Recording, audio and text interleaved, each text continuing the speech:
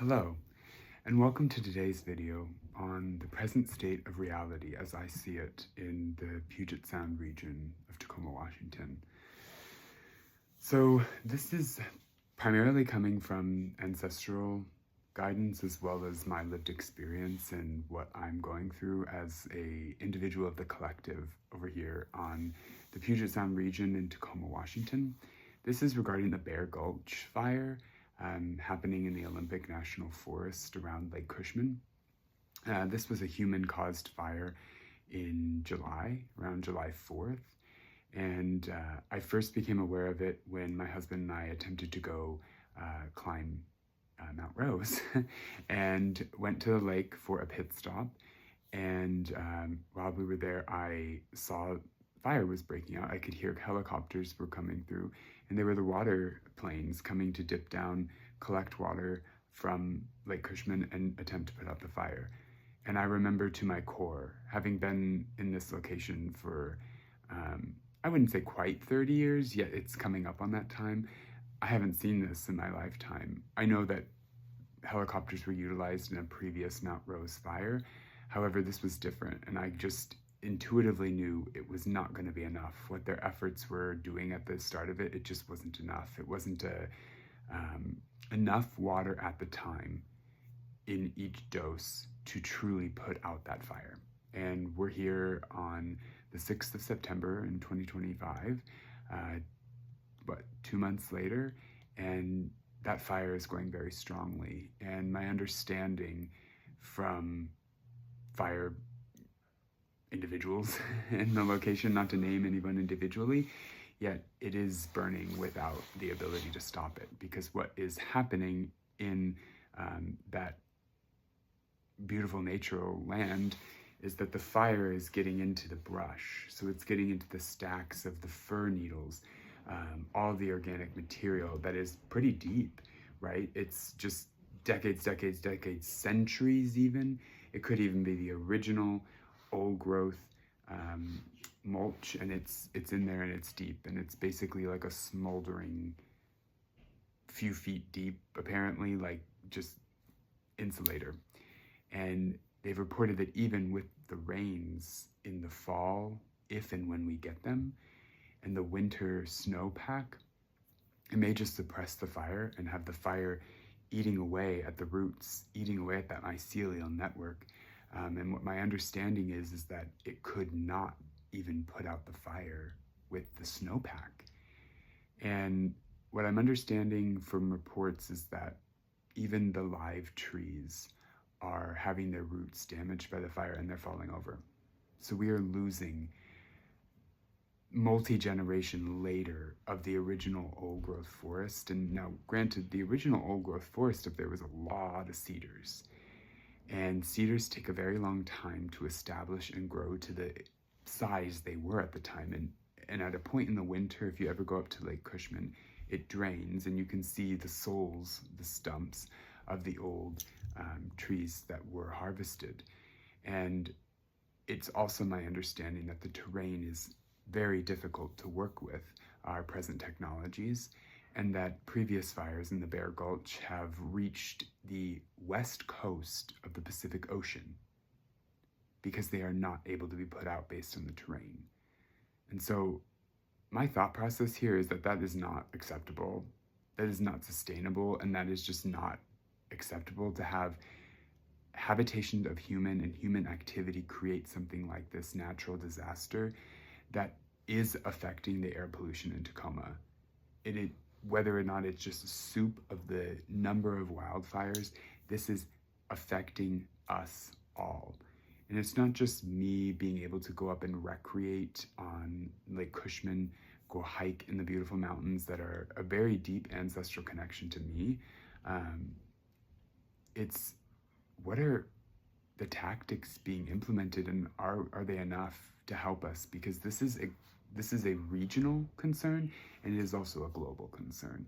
So it's a microcosm of the macrocosm when it comes to deforestation, outdated harvesting of natural resources, policies, guidelines, lack of regulation in America. Because I am sitting in a home that the spirit of the house tells me was built from that forest up there somewhere in the Olympic National Forest when it was being harvested originally. Maybe not originally, maybe even the second time it was being harvested, right? Because it's been so unregulated. And at the time, this was a 2-tree home. This was a 1 fir tree and a 1 cedar for all of the, is he telling me? Yeah, the siding was cedar. So you got the cedar for the shake, the outside, it was just clad in cedar, and all of the bones and the fixtures were inside. And he had a lot of old pieces that he picked up from jobs, so he was a home builder, and he just kind of hodgepodged it together. And what the spirits of this land are telling me is it's an extremely problematic situation, because not only in my probably really 7 to 8 years of hiking in the Olympics on Eleanor, Rose, Jefferson, of when I seen the change in the landscape, and it is appalling to me. It is just scalping of the land in what seems haphazard, unregulated fashion. And when this could take out a massive amount of the natural forest because a human started a fire with potentially a firework to celebrate the national independence of America, it is the epitome of what is problematic in our nation, in our country, in our culture, in our society, and it needs revision. It is toxic. And I'm coming here to say, like, I am someone who is seeing this from the outside. I don't know your ins and outs. I have had inside reports. I understand what's going on. I've lived in this area. And what I'm offering is an understanding, a true conversation to say, do you, as the resident experts on this fire, Bear Gulch, believe that this fire could go through the winter and still be problematic in the spring into summer next year, and we just watch it? Oh, that's still the Bear Gulch fire from July 2025. It's still burning out to the coast, and we're just not going to be able to catch it. Is that really the truth? Because if that's the truth, I ask for a pivot on opportunity. I ask for a platform, an opportunity to sit at the table to say, Spirit has guided me to a potential reality that could take place, that could stop the fire. And from what I believe to my core is that if I believe it, if I can visualize it, it is a potential narrative. It is a potential future timeline that we as humans could implement. This is beyond me. I am just a single soul, a single human coming to you with this information. You're the ones that would have to put this into practice. Yet to create a legitimate buffer, sit and take the time to say, what is the rate of this fire expansion? What is the appropriate topography to carve out, to harvest? We have equipment that can dig up the tree. We don't even have to lose the tree. Because the first time this came was like, why wouldn't we just cut all the trees down, take all the stumps out, lay down rock, build a moat, get it all wet, cover it in aluminum, which they're doing to all the structures. If this is a regional emergency, you could enact things like requiring all aluminum foil from all big box stores to go cover the trees, go cover the land, go cover the structures.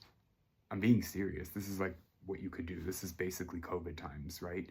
If this is a national emergency, a regional emergency, a state emergency, a city emergency, a forest emergency, get the support of the community. Like, get this out there and offer the opportunity for those who could think like this to say, what if we did go in and harvest the trees? Even if we had to cut them down and they didn't survive, it would be more than just letting them burn and releasing all of that carbon that was ancestrally and generationally captured. That's really problematic if we're not thinking that way, because all it's doing is blowing on us in Tacoma, and it is making this already toxic environment more toxic, an ability to be out of reach. And that community up there is how we generate power here. So if you just want to let it burn and let someone else's community, this entire Northwest region, that could where are the tribes in this? If it's a mixture of tribal, public, and private land, then we need to say it's a national emergency, and we just need to get together and figure out what the hell we want to do. Because you could create a buffer, you could bring in more planes, you could right size it to just really get the situation under hand, and I hope we can get there. Because I'm here, and I am an engineer, I'm licensed in the civil realm, I understand topography, I understand forestation, I understand the environment, I understand the limitations of the human existence, and I am a practical human. No shame, no judgment, no blame, simply someone who is outside of a system and has the ability to think clearly and at a higher level consciousness than the problem that was created. Because if this does go unaccessed and we just let it burn for the next few years, is that what you want your child to be born into? Is that how we want to spend our summers?